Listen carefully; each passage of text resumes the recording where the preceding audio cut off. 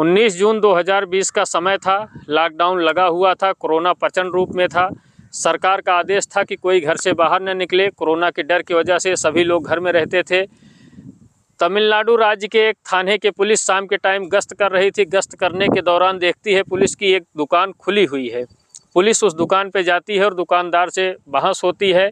बहस के दौरान पुलिस उन दुकानदार को अपने साथ थाने ले आती है। थाने लाती है, थाने ला के बैठा देती है।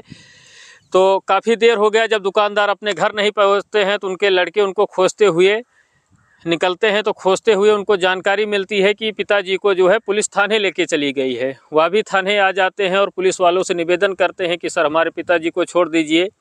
ज़रा सी ही बात हुई कि दुकान थोड़ा मान लीजिए 10-15 मिनट ज़्यादा टाइम तक ही खुली थी, यही बात हुई होगी, तो छोड़ दीजिए, जाने दीजिए। तो पुलिस वाले छोड़ने के बजाय उसके लड़के को भी उन्होंने थाने पे बैठा लिया।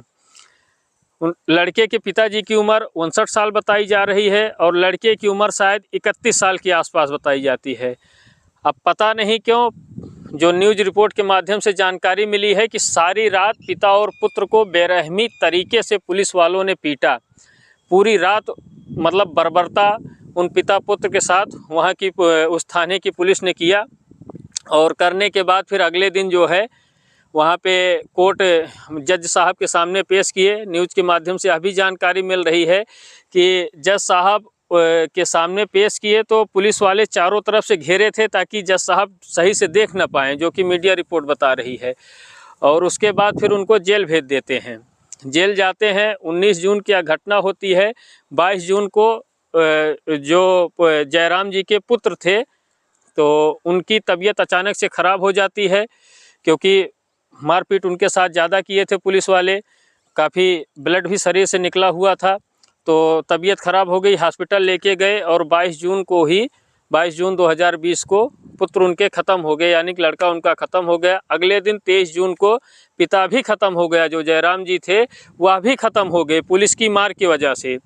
जब पिता और पुत्र की मृत्यु की खबर वहाँ के आसपास के इलाकों में फैलती है तो वहाँ के लोग जो कि कोरोना के डर की वजह से, सरकार के दबाव की वजह से घर में रहते थे, वह सभी लोग रोड पर आ गए। और यह पूरी खबर न्यूज़ पे, हर जगह, हर सोशल साइट पे आग की तरह फैल गई। सभी लोग आ गए, पुलिस के खिलाफ प्रदर्शन करने लगे।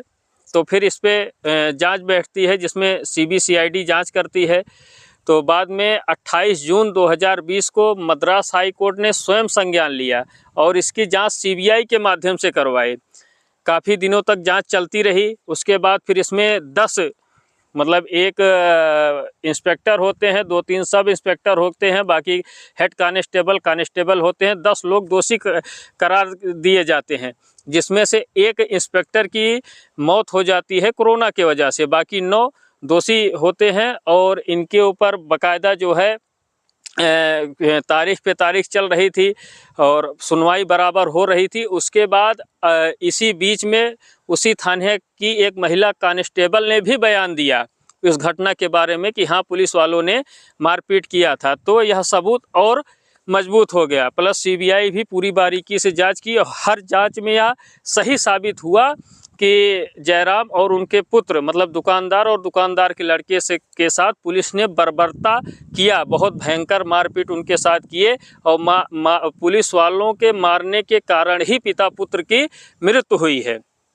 फिर आखिरकार हाई कोर्ट ने, जज साहब ने 6 अप्रैल 2026 को सज़ा सुनाया और जिसमें से एक मर चुके थे, 10 में से 9 बचे थे। 9 को सजाए मौत, फांसी की सज़ा दिए जज साहब।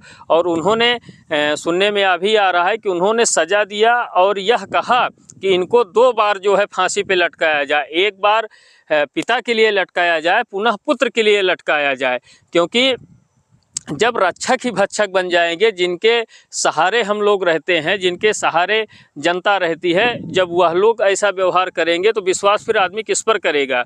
तो बहुत ही अच्छा फैसला सुनाया। और इसी बीच जो इन सबके लीडर थे, जो इंस्पेक्टर थे श्रीधर, उन्होंने अपना दिमाग लगाया और एक अर्जी पेश किए कि हम श्रीमान जी गवाह बनना चाहते हैं, सरकारी गवाह बन जाएंगे। तो जज साहब ने कहा कि सबसे मुख्य कारीगर तो आप ही हो, आप चाहते तो इतना बड़ा मैटर होता ही ना वो पिता पुत्र ना उन पिता पुत्र की मृत्यु होती और कोई बात ही नहीं होती। आप ही सब कलाकारी करके अब आप ही सरकारी गवाह बनने का कार्य कर रहे हो। बिल्कुल आप माफ़ी के काबिल नहीं हो। सभी को जघन्य अपराध सभी लोग किए हो, सभी को मृत्युदंड दिया जाता है। बहुत बहुत धन्यवाद है न्यायपालिका का। न्यायपालिका हमारी ऐसे ही सशक्त रहेगी तो हमारा देश का कानून सुरक्षित रहेगा, हमारी देश की जनता सुरक्षित रहेगी। हम